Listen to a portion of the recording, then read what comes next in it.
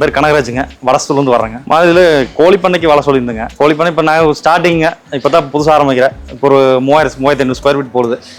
அந்த அளவுக்கு இப்போ ஆர்டர் கொடுத்துருக்கு. விசாரிச்சுங்க, இப்போ சுற்றி ஒரு 10 இடத்துக்கு விசாரிச்சுங்க. அப்போ விசாரிச்சு பார்த்து கொஞ்சம் குவாலிட்டி நல்லா இருந்தது. அப்புறம் ஃபீட்பேக் நல்லா இருந்தது மற்ற பண்ணக்காரர்கிட்ட கேட்டதில்.